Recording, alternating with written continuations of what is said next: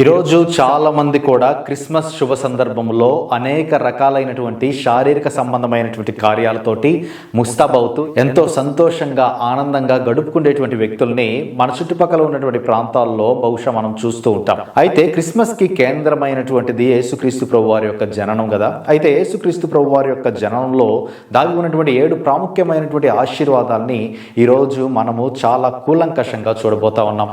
దేవుడు అబ్రహాముతో వాగ్దానం చేశాడు, నీ కుటుంబంలో నేను దీవించి ఆశీర్వదించి ఈ ప్రపంచంలో ఇసుక రేణువుల వలె మీ యొక్క కుటుంబాలను విస్తరింపచేస్తానని ఆ దినాన దేవుడు ఏ విధంగా వాగ్దానం చేశాడో ఆ వాగ్దానంలోనికి మనమందరం కూడా ఉండాలి అనేటువంటి ఒక గొప్ప సంకల్పంతో యేసుక్రీస్తు ప్రభు వారిని లోకంలోనికి పరలోకంలో ఉన్నటువంటి దేవుడు పంపినట్లుగా మనం చూస్తాం. అయితే ప్రాముఖ్యంగా ఈరోజు 7 ప్రాముఖ్యమైనటువంటి ఆశీర్వాదాలని యేసుక్రీస్తు ప్రభు వారి యొక్క జననం ద్వారా ఏ విధంగా దేవుడు మనకు అనుగ్రహించాడు అనేటువంటి సత్యాలని మనము చూడబోతూ ఉన్నాం. మొట్టమొదటిగా యోహాను సువార్త 1వ అధ్యాయం 12వ వచనాన్ని మనం ఒకసారి చూసినట్లయితే, తన్ను ఎందరు అంగీకరించిరో వారందరికీ, అనగా దేవుని నామమందు విశ్వాసముంచు వారందరికీ కూడా దేవుని కుమారులగుటకు దేవుడు మనకి అవకాశం ఇచ్చినట్లుగా మనం చూస్తాం. ప్రాముఖ్యంగా ఈ లోకంలో మనం జీవిస్తూ ఉన్నప్పుడు ఎక్కువగా మన మానవుడు అనుభవించేటువంటి ప్రేమ ఎక్కడ ఉంటుంది అంటే తల్లిదండ్రుల నుండి పొందుకుంటాడు మానవుడు నిజమైనటువంటి ప్రేమని. అయితే దేవుడు యేసుక్రీస్తు ప్రభు వారి లోకంలోనికి వచ్చిన తర్వాత దేవుడు చాలా స్పష్టంగా తెలియజేసినటువంటి మాట, ఈ లోకములో ఉన్నటువంటి తండ్రి కంటే ఉన్నతమైనటువంటి ప్రేమ కలిగినటువంటి ప్రేమని ఆ పరలోకములో ఉన్నటువంటి దేవుడు మీకు ఇవ్వబోతా ఉన్నాడు. కాబట్టి మీరు ఆయన్ని పిలిచేటప్పుడు పరలోకమందు ఉన్నటువంటి మా తండ్రి అనేటువంటి విధముగా సంబోధించాలి అని దేవుడు మనకి తెలియజేశాడు. అందుకనే కేవలము బైబిల్ మాత్రమే దేవుణ్ణి తండ్రిగా పరిచయం చేసినటువంటి గ్రంథం ఏదైనా ఉంది అంటే అది బైబిల్ మాత్రమే. పరలోకములో ఉన్నటువంటి తండ్రి మిమ్మల్ని ఎంతగా ప్రేమిస్తూ ఉన్నాడు అనేటువంటి గొప్ప విషయాల్ని ఈ లోకంలో తెలియజేయడానికే యేసుక్రీస్తు ప్రభువారు ఈ లోకంలోనికి నరావతారిగా వచ్చినట్లుగా మనం చూస్తాం. అందుకే ప్రభువారు స్పష్టంగా చెప్పినటువంటి మాట, తనని ఎందరు అంగీకరించిరో. ఈరోజు యేసుక్రీస్తు ప్రభువారి యొక్క నామంలోనికి ఎందుకు రావాలండి, ఎందుకు యేసుక్రీస్తు ప్రభువారిని మనం విశ్వసించాలి అని ఒకసారి మనము ఆలోచించినట్లయితే మనకి స్పష్టంగా చెబుతున్నటువంటి ఏకైక సమాధానం, యేసుక్రీస్తు ప్రభువారిని అంగీకరించినటువంటి వాడు ఖచ్చితంగా పరలోక రాజ్యంలోనికి వెళ్ళడం మాత్రమే కాదు, కానీ పరలోకంలో ఉన్నటువంటి తండ్రికి కుమారులుగా ఈ లోకములో ముద్రింపబడతారు అనేటువంటిది చాలా స్పష్టంగా బైబిల్ మనకి తెలియజేస్తుంది. ఇక 2వ ఆశీర్వాదాన్ని మనం ఒకసారి గమనిస్తే, కీర్తనల గ్రంథం 23వ అధ్యాయము 2వ వచనములో దావీదు గారు తెలియజేసినటువంటి మాట, పచ్చిక కలిగినటువంటి చోట్ల నన్ను పరుండ చేయుచున్నాడు అనేటువంటి మాటని దావీదు గారు ఎంతో స్పష్టంగా మనకి తెలియజేశారు. ఒక రాజుగా, ఒక ప్రవక్తగా, అదేవిధంగా యేసుక్రీస్తు ప్రభు వారి యొక్క వంశావళికి తండ్రిగా ఉన్నటువంటి దావీదు గారు ఆ దినానే దేవుని యొక్క ఆత్మతో, పరిశుద్ధాత్మ దేవుని యొక్క శక్తితో నింపబడి ఆయన చెప్పినటువంటి మాట, రాబోయేటువంటి కుమారుడైనటువంటి యేసుక్రీస్తు ప్రభువారు పచ్చిక కలిగినటువంటి చోట్ల పరుండ చేయుచుండేటువంటి శక్తివంతుడైనటువంటి దేవుడు అనేటువంటి విషయాన్ని ఆయన ముందుగానే తెలియజేసినట్లుగా మనం చూస్తాం. ఎందరైతే దేవుని యొక్క శక్తితో నింపబడతారో అటువంటి వారికి శ్రేష్టమైనటువంటి బలమైనటువంటి వాక్యముతోటి దేవుడు ఈరోజు మానవుడి యొక్క ఆత్మని ప్రేరేపిస్తూ ఉన్నాడు. అంత మాత్రమే కాదు, కానీ యేసుక్రీస్తు ప్రభువారి యొక్క జననాన్ని మనం ఒకసారి ఆలోచించినట్లయితే, ఆయన పుట్టినప్పుడు పశువుల తొట్టులో పుట్టినాడు కదా. ఆయన చాలా పేదరికమైనటువంటి పరిస్థితుల్లో పుట్టాడు. ఆయన వడ్లవానికి కుమారుడిగా పుట్టాడు. అటువంటి పశువుల పాకలో జన్మించినటువంటి రక్షకుడైనటువంటి యేసుక్రీస్తు ప్రభువారు ఈరోజు పచ్చిక కలిగినటువంటి చోట్ల పరుండ చేయాలి అనేటువంటి ఒక అద్భుతమైనటువంటి ఆలోచనతోటి ఆయన మనల్ని దీవించి ఆశీర్వదించడానికి కలిగినటువంటి మూల కారణం ఏంటంటే, ఆ దినాన యేసుక్రీస్తు ప్రభువారు మనకి వాక్యాన్ని అనుగ్రహించాడు. ఆ వాక్యంతో ఆత్మ సంతృప్తిని ఈరోజు మానవుడికి అనుగ్రహించాడు. ఈ క్రిస్మస్లో దేవుడు ఉంచినటువంటి, దాగి ఉన్నటువంటి అతి ప్రాముఖ్యమైనటువంటి ఆశీర్వాదం ఏదైనా ఉందా అని ఒకవేళ మనల్ని మనం ప్రశ్నించుకోగలిగితే, ప్రభువారు చెబుతున్నటువంటి ఏకైక సమాధానం, ఆయనే మన కోసము జీవాహారముగా తనకు తానుగా సంపూర్ణంగా సమర్పించుకొని ఆయన మన కోసం ఆ మ్రాను మీద వ్రేలాడి ఆయన మన కోసము శ్రేష్టమైనటువంటి బలిగా అర్పించబడి ఎవరు పొందుకోలేనటువంటి ఆత్మ నింపుదలతో ఈరోజు ప్రతి ఒక్క విశ్వాసి పొందుకునేటువంటి అనుభవంలోనికి ఆయన తీసుకొని వచ్చాడు. అది కేవలం యేసుక్రీస్తు ప్రభు వారి ద్వారానే సాధ్యమైంది అనేటువంటిది మనం మర్చిపోకూడదు. అందుకని యేసుక్రీస్తు ప్రభు వారి గురించి ఒక ఆయన పాట రాసినటువంటి మాట ఏంటంటే, ఎంత దీనాతి దీనమో నా యేసయ్య, తలుచుకుంటే నా గుండె తడబడి అనేటువంటి మాటల్ని తెలియజేస్తాడు. ఎందుకు ప్రభువారు పశువుల పాకలో ఏమీ లేనటువంటి స్థితిగతుల్లో ఆయన మన కోసం జన్మించాడు? కారణం ఏంటి అంటే, నిన్ను శ్రేష్టమైనటువంటి ఉన్నతమైనటువంటి పచ్చిక కలిగినటువంటి బయలు ఎదుట ఆత్మతో నింపబడి శ్రేష్టమైనటువంటి వాక్యముతో ప్రతిదినము తర్ఫీదు పొంది ఈ లోకములో దేవునికి కరపత్రముగా నీవు సజీవ సాక్షిగా ఉండాలి అని మన ప్రభువు మనల్ని ఏర్పాటు చేసుకున్నట్లుగా మనం చూస్తాం. ఇక మూడవ ఆశీర్వాదాన్ని మనం ఒకసారి చూసినట్లయితే లూకా సువార్త 2వ అధ్యాయము 7వ వచనంలో, అక్కడ మరియ ప్రయాణమై ఆ యెరూషలేము పురవీధులలో తిరుగుతా ఉన్నప్పుడు, ఆ భయంకరమైనటువంటి పురిటి నొప్పులతో ఆ తల్లి బాధపడతా ఉన్నప్పుడు అనేకమైనటువంటి ఇళ్లకు వెళ్ళి అక్కడ సత్రములో స్థలము లేనటువంటి పరిస్థితుల్ని మనము చూస్తాం. అయితే అక్కడ ఒక పశువుల పాకకి వెళ్ళినట్లుగా మనం చూస్తాం. అక్కడ పరలోక ఆసీనుడైనటువంటి యేసుక్రీస్తు ప్రభు వారు ఈ లోకంలోనికి వస్తూ ఉన్నప్పుడు ఆయన సత్రములో స్థలము లేనటువంటి పరిస్థితుల్ని లూకా సువార్తలో లూకా గారు ఎంతో స్పష్టంగా మనకి తెలియజేశారు. ఆయనకి ఈ లోకములో జన్మించడానికి ఒకవేళ స్థలము లేదేమో కానీ పరలోకములో శాశ్వతమైనటువంటి స్థలాన్ని ఏర్పాటు చేయడం కోసం ఆయన ఈ లోకములో జన్మించినట్లుగా మనం చూస్తాం. ఈ లోకంలో స్థలము లేకపోయినప్పటికీ కూడా ప్రభువారు చెబుతున్నటువంటి మాట ఒకటే కదా, ఇదిగో నా తండ్రి ఇంట అనేక నివాస స్థలములు కలవు అనేటువంటి మాటను తెలియజేశారు. ప్రభువారికి బహుశా ఈ లోకంలో స్థలం లేదేమో కానీ మన ప్రభువు వారు మన కోసం ఈ లోకంలోనికి రావడానికి ఆ సత్రము కూడా స్థలము లేకుండా పశువుల పాకలో ఆయన జన్మించడానికి కలిగినటువంటి మూల కారణం ఏంటి అంటే, మన రక్షకుడైనటువంటి యేసుక్రీస్తు ప్రభు వారు పరలోకములో స్థలము సిద్ధపరచడానికి ఆయన ఈ లోకంలోనికి వచ్చాడనేటువంటి మర్మాన్ని మనం మర్చిపోకూడదు. అందుకనే ప్రభువు వారు అనేక ప్రాంతాలలో, గలిలే ప్రాంతంలో కానీ, నజరేతు ప్రాంతంలో కానీ, యెరూషలేం ప్రాంతంలో కానీ, సమరయ ప్రాంతంలో ఆయన తిరిగి పరిచర్య చేస్తూ ఉన్నప్పుడు ఆయన చెప్పినటువంటి మాట, ఇదిగో పరలోక రాజ్యము సమీపించి ఉన్నది అనేటువంటి మాటని చాలా స్పష్టంగా కూలంకషంగా మనకి తెలియజేశాడు. పరలోక రాజ్యము గురించినటువంటి సత్యాలను, పరలోక రాజ్యం అనేటువంటిది శాశ్వతమైనటువంటి రాజ్యం అండి, ఆ ప్రాంతంలో ప్రతి వ్యక్తి కూడా ఈ లోకంలో జీవించబోతా ఉన్నాడు అనేటువంటి శ్రేష్టమైనటువంటి విషయాలని మన ప్రభువు వారు మనకి జ్ఞాపకం చేసుకొని తీసుకొని వస్తున్నట్లుగా మనం చూస్తాం. మరి ఈరోజు ప్రాముఖ్యంగా ఈ విషయాన్ని మనం ఆలోచిస్తూ ఉన్నప్పుడు దేవుడిస్తున్నటువంటి ఆశీర్వాదము పరలోకపు ఆశీర్వాదం. మొట్టమొదటిగా దేవుడు తండ్రికి కుమారులనుగా మనల్ని నియమించాడు.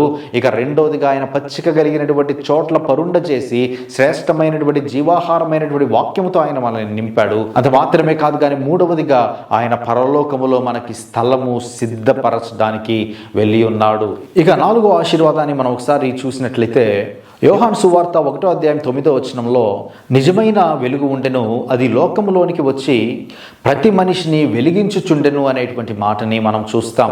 యేసుక్రీస్తు ప్రభువారు పశువుల పాకలో జన్మించేటువంటి సమయంలో అది రాత్రికాలం. ఆ రాత్రికాలాన సరైనటువంటి వెలుతురు కూడా ఉండవు. కేవలం బుడ్డి దీపాలు, లేకపోతే అది కూడా లేనటువంటి పరిస్థితులు ఆ రద్దీ ప్రాంతంలో బహుశా దినాలలో ఉండి ఉండొచ్చు. కానీ యేసుక్రీస్తు ప్రభువారు జన్మించినటువంటి సమయము అతి భయంకరమైనటువంటి కారు చీకటి సమయం. కనపడనటువంటి వెలుతురులో ఆయన జన్మించాడు. కానీ యేసుక్రీస్తు ప్రభువారు ఆ చీకటిలో జన్మించినప్పటికీ కూడా ఆయన చెప్పినటువంటి ఒక బలమైనటువంటి స్టేట్మెంట్, నేను లోకానికి వెలుగై ఉన్నాను, ఈ లోకానికి సర్వ మానవాళికి కూడా నేను వెలుగుగా ఉండబోతా ఉన్నాను అనేటువంటిది యేసుక్రీస్తు ప్రభువారు చెప్పడానికి కలిగినటువంటి కారణం ఏంటంటే, ఆయన చీకటిలో జన్మించినా కూడా నిన్ను వెలుగులోనికి తీసుకుని రావాలనేటువంటిది ఆయన బృహత్తరమైనటువంటి సంకల్పంలో భాగమై ఉంది.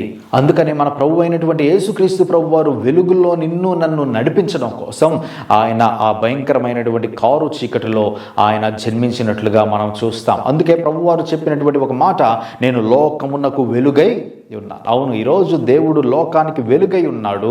కారణం ఏంటి అంటే, ఆ వెలుగులోకి నువ్వు రావాలని. ఆత్మీయమైనటువంటి శూన్యతతో మానవుడు నశించిపోతా ఉన్నప్పుడు, చీకటిలో పాపములో శాపగ్రస్తమైనటువంటి భయంకరమైనటువంటి దురాత్మ క్రియలతో కార్యములతో మానవుడు అనేక సందర్భాలలో ఒంటరితనముతో నిట్టూర్పులతోటి దిగజారిపోయినటువంటి పరిస్థితులలో మానవుడు జీవిస్తూ ఉన్నప్పుడు ఆ యేసుక్రీస్తు ప్రభువారు వచ్చి మానవుడి యొక్క జీవితాన్ని వెలిగించడానికి ఈ లోకంలో ఉన్నటువంటి సర్వ మానవాళిని ఆయన తన వైపుకు పిలుస్తూ పిలుస్తున్నటువంటి ఒక ప్రాముఖ్యమైనటువంటి పిలుపు ఏంటి అని మనం ఒకసారి ఆలోచించగలిగితే, ఆయన లోకానికి వెలుగు.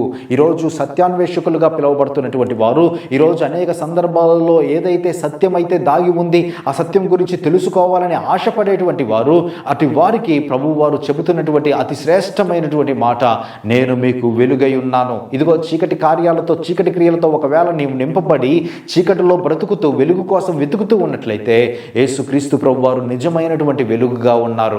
అందుకనే అతి ప్రాముఖ్యమైనటువంటి గాంధీజీ గారు చెప్పినటువంటి మాట ఏంటంటే, స్పిరిచువాలిటీ అనేటువంటిది ఆత్మీయమైనటువంటి ఉన్నతమైనటువంటి విలువలతో ఆత్మీయతను వెలిగించినటువంటి ఒక గొప్ప మార్గదర్శకుడు యేసుక్రీస్తు ప్రభువారు అనేటువంటి మాటని తెలియజేశారు. ఆయన చెప్పినటువంటి బోధనలనే ఈరోజు నేను ఆచరణగా చేసి స్వతంత్ర ఉద్యమాల్లో ఉపయోగించాను. కారణం ఏంటి అంటే, ఆ బోధనలు నన్ను అంతగా ప్రభావితం చేశాయి. ప్రపంచంలో ఇంకా ఏ ఒక మానవుడు కూడా అంతగా బోధించలేదు అనేటువంటి సత్యాన్ని ఆయన తెలియజేశాడు. ఈ విధంగా మనం చెప్పుకుంటూ పోతే యేసుక్రీస్తు ప్రభువారు వెలుగై ఉన్నాడు. యేసుక్రీస్తు ప్రభువారు మానవుడి హృదయంలో దాగి ఉన్నటువంటి చీకటిని ఆయన పారద్రోలేటువంటి వ్యక్తిగా ఆయన మనల్ని ఈ లోకంలో పిలుస్తున్నట్లుగా మనం చూస్తాం. ఇక 5వ ఆశీర్వాదాన్ని మనం ఒకసారి ఆలోచించినట్లయితే, యేసుక్రీస్తు ప్రభువారి యొక్క జననము, ఆయన పుట్టినప్పుడు పొత్తి గుడ్డలతో చుట్టబడినటువంటి వ్యక్తిగా జీవించినట్లుగా మనం చూస్తాం. పాత బట్టలతో, పొత్తి గుడ్డలతో ఆయన యొక్క శరీరం అంతా కూడా చుట్టబడింది.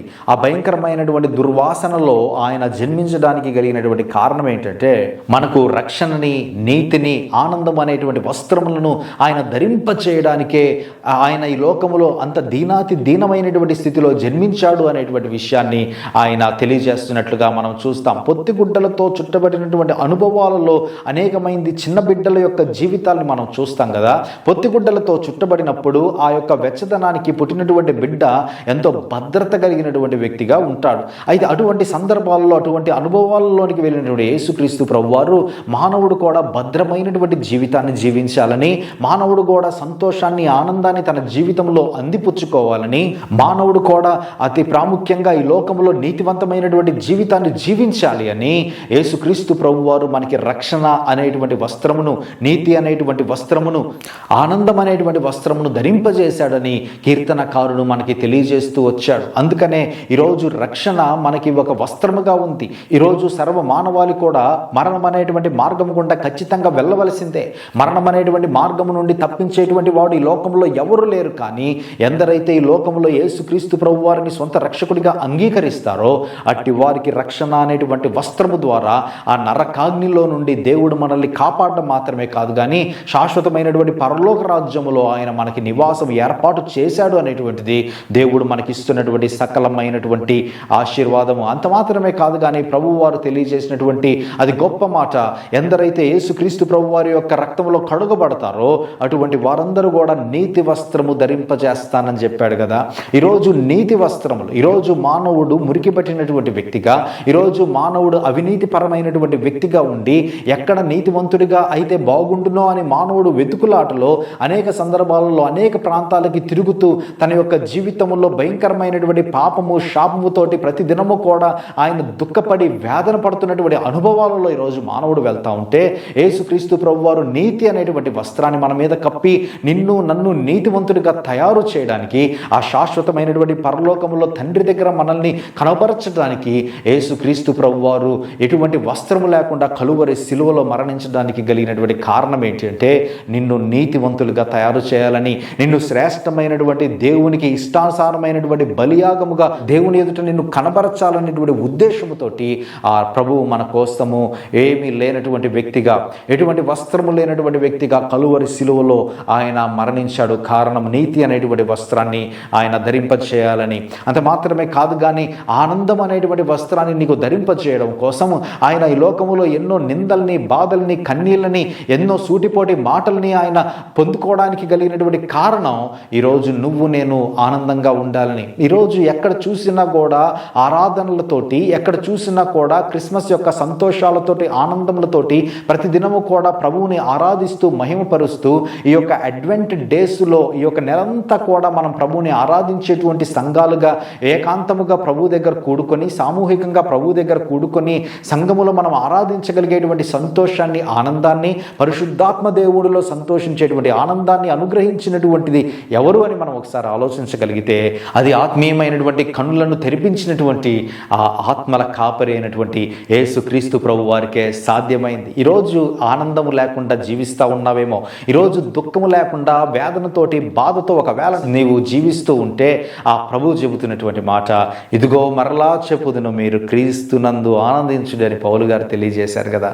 ఈరోజు ఎంతమంది ప్రభువులు ఆనందిస్తూ ఉన్నారు? ప్రార్థనలో ఆనందించేటువంటి అనుభవాలు, వాక్యం చదువుతున్నప్పుడు ఆనందించేటువంటి అనుభవాలు, పరవశించిపోయి దేవుడి యొక్క నామములో ప్రతి దినము కూడా ఆయన మాటల్ని బట్టి, ఆయన పాటల్ని బట్టి కీర్తిస్తూ ఆనందించేటువంటి అనుభవాలు ఒకవేళ మనలో కొదువైపోతూ ఉంటే, ప్రభు యందు విశ్వాసం ఉంచేటువంటి వారందరికీ కూడా దేవుడి యొక్క సకలమైనటువంటి ఆనందాల్ని అనుగ్రహించాడనేటువంటిది మనము మర్చిపోకూడదు. ఇక 6వ ఆశీర్వాదాన్ని మనం ఒకసారి చూసినట్లయితే 2 కొరింథీయులకు రాసిన పత్రిక 8వ అధ్యాయము 9వ వచనాన్ని మనం ఒకసారి చూద్దాం. ఆయన ధనవంతుడై ఉండియు మీరు తన దారిద్ర్యం వలన ధనవంతులు కావాలనని మీ కొరకు దరిద్రుడాయను. యేసుక్రీస్తు ప్రభు వారు పిలిపించుకున్నటువంటి పిలుపేంటి లోకములో అంటే, ఆయన రాజుగా వచ్చి కూడా అనేక మంది వ్యక్తుల చేత ఆయన కీర్తింపబడలేదు, అనేక మంది వ్యక్తుల చేత ఆయన మహిమను బట్టి అనేక ప్రాంతాలలో సన్మానింపబడలేదు. కానీ ఆయన పుట్టుకతోనే దరిద్రుడిగా పుట్టాడు. ఆయన జీవితము కూడా దరిద్రమైనటువంటి జీవితము జీవించాడు. ఆయన మరణము కూడా అతి భయంకరమైనటువంటి హీనాతిహీనమైనటువంటి శిలువ మరణానికి ఆయన అప్పగించబడ్డాడు. ఈ 3 అంశాలని మనం ఒకసారి ఆలోచిస్తూ ఉన్నప్పుడు, ఆయన పుట్టుక పశువుల పాకలో ఎంత దీనంగా ఉందో మనం చూసాం.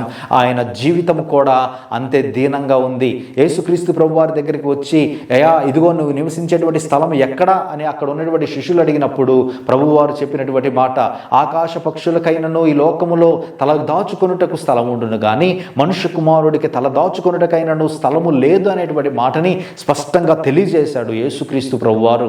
ఆయన ఈ లోకంలో దరిద్రుడిగా వచ్చాడు. ఆయన మరణం కూడా దరిద్రునిగానే చనిపోయినట్లుగా మనం చూస్తాం. ఎందుకు ప్రభువారు ఇంతగా తనను తాను తగ్గించుకున్నాడు? కారణం ఏంటి అంటే, నిన్ను నన్ను ధనవంతుల్ని చేయాలని. ఈ లోకము శాశ్వతమైనటువంటిది కాదు, కానీ ఈ లోకంలో మానవుడు జీవించేటువంటి జీవితం అంతా కూడా కేవలము కొద్ది కాలమే జీవిస్తాడని, శాశ్వతమైనటువంటి పరలోకములో శాశ్వతమైనటువంటి ధనము ఉంది అని ఆయన ఈ లోకాన్ని చాలా తక్కువగా ఎంచినట్లుగా మనం చూస్తాం. అందుకనే ఆయన దరిద్రమైనటువంటి జీవితాన్ని జీవించినప్పటికీ కూడా ఈరోజు ఆయన ధనవంతునిగా చేశాడు. అబ్రహాముతో పాటు అబ్రహాము వంశావళిలో చేర్చేటువంటి ధనవంతునిగా, అబ్రహాముతో పాటు అబ్రహాము వలె సమాన హోదాలో తండ్రి కుడిపార్శ్వమున కూర్చుండేటువంటి ఆధిక్యత. అంత మాత్రమే కాదు, కానీ ఆ నిత్యమైనటువంటి పరలోక రాజ్యములో, ఆ విశ్వాసుల గుంపులో, ప్రవక్తల గుంపులో, శ్రేష్టమైనటువంటి దేవుని యొక్క యాజకుల గుంపులో, నిన్ను నన్ను ఆ మహిమాన్వితమైనటువంటి ప్రాంతములో ఆయన మనల్ని కూర్చోబెట్టాడు. కారణం ఏంటి అంటే, నీవు ఆశీర్వదింపబడినటువంటి కుటుంబంలో చేర్చబడాలి అని. ఈ లోకములో మానవుడు మతాలని, ఈ లోకములో మానవుడు కులాలని, ఈ లోకములో మానవుడు వర్గాలని అనేక రకాలుగా విడిపోయాడు. కానీ దేవుడికి మతాలు, కులాలు, వర్గాలు అనేటువంటివి లేనే లేవు. దేవుడికి ఉన్నది ఏకైక మార్గం. అదేంటి అంటే, ప్రతి మానవుడు కూడా నశించిపోతున్నటువంటి వ్యక్తి పరలోక రాజ్యంలోనికి వెళ్ళాలి అని, ప్రతి మానవుడు కూడా తండ్రి యొక్క ప్రేమను రుచి చూడాలని, ప్రతి మానవుడు కూడా దేవుడు ఇచ్చేటువంటి రక్షణ కవచాన్ని పొందుకోవాలని, ప్రతి మానవుడు కూడా పరలోకమందు ఉన్నటువంటి తండ్రి దగ్గర పరలోకంలో సంతోషించి ఆనందించాలి అనేటువంటిది ఆయన యొక్క దృఢమైనటువంటి సంకల్పం తప్ప క్రీస్తు జన్మలో ఎటువంటి స్వార్థము లేదనేటువంటిది మనము తెలుసుకోవాల్సినటువంటి సత్యం. ఇక 7వ ఆశీర్వాదాన్ని మనం ఒకసారి చూస్తే ఎఫెసీయులకు రాసిన పత్రిక 5వ అధ్యాయం 2వ వచనంలో చూస్తాం. క్రీస్తు మిమ్మును ప్రేమించి పరిమళ వాసనగా ఉండుటకు మన కొరకు తన్ను తాను దేవునికి అర్పణముగాను బలిగాను అప్పగించుకొనెను అనేటువంటి మాటని మనం చూస్తాం. ఈ లేఖనాలలో చాలా గూఢమైనటువంటి విషయాలు దాగి ఉన్నాయి. యేసుక్రీస్తు ప్రభువారు జన్మించినటువంటి జన్మలో ఆయన జన్మించినటువంటి ప్రాంతము చాలా దుర్గంధమైనటువంటి చెడు వాసనతో నింపబడినటువంటి ప్రాంతం.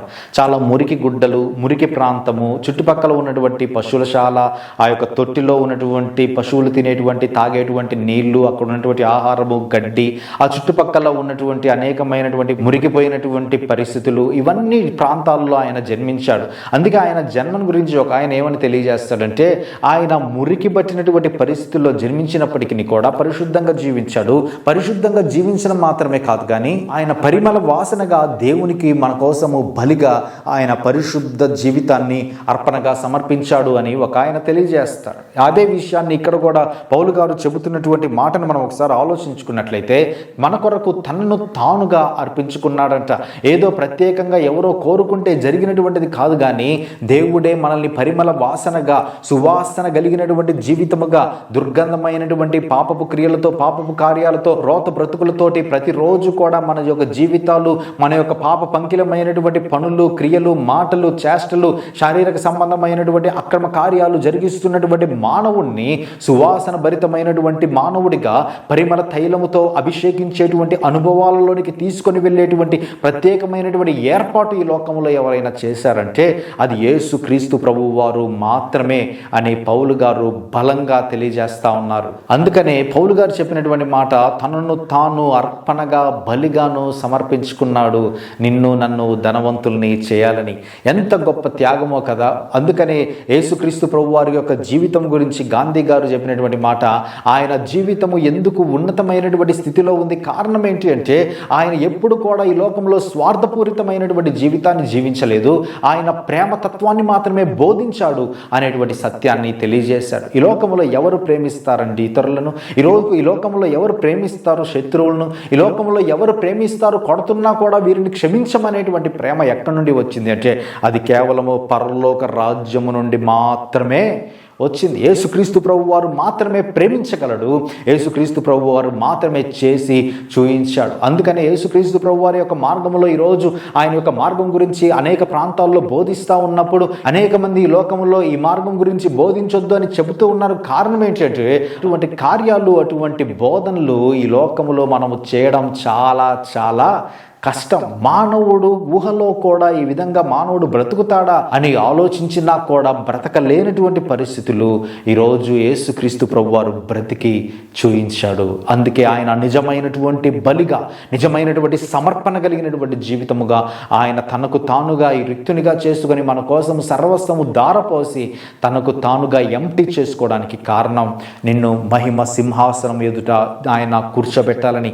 అందుకే ఈ యొక్క 7 ఆశీర్వాదాల గురించి మనం ఒకసారి ఆలోచిస్తూ ఉన్నప్పుడు దేవుడు అతి ప్రాముఖ్యమైనటువంటి ఆశీర్వాదాలను, మానవుడికి ఏదైతే అవసరమైనటువంటిదో ఆ అవసరమైనటువంటి దీవెనలను, ఆశీర్వాదములను ఈ యొక్క క్రిస్మస్ దినాన ఇవ్వడానికి సిద్ధంగా ఉన్నాడు. అయితే ఈ లోకములో జీవిస్తున్నటువంటి మనం పొందుకోవడానికి సిద్ధంగా ఉన్నామా? దేవునికి కుమారులుగా ఉండాలని, సమృద్ధి అయినటువంటి వాక్యంతో మానవుడి యొక్క హృదయాలను నింపాలని, పరలోక రాజ్యములో ఆయనతో పాటు కలిసి జీవించాలని, వెలుగులో జీవించాలని, అదేవిధంగా నీతిని, ఆనందమును, అదేవిధంగా రక్షణ అనేటువంటి వస్త్రములను మనము ధరించుకోవాలని, మనము ధనవంతులముగా పరిమళ సువాసన కలిగినటువంటి వ్యక్తులముగా ఈ లోకములో జీవించాలని యేసుక్రీస్తు ప్రభువారు ఈ లోకంలోనికి వచ్చినట్లుగా మనం చూస్తాం. క్రిస్మస్ గురించి మనం ఆలోచిస్తూ ఉన్నప్పుడు ఇదే ప్రాముఖ్యమైనటువంటి సందేశం కదా. యేసుక్రీస్తు ప్రభువారు తనకు తానుగా ఆ పేదరికములో, ఆ దరిద్రమైనటువంటి పరిస్థితుల్లో జీవించడానికి కారణం నిన్ను నన్ను ఒక నూతనమైనటువంటి వ్యక్తిగా చూడాలని ఆయన ఆశపడతా ఉన్నాడు.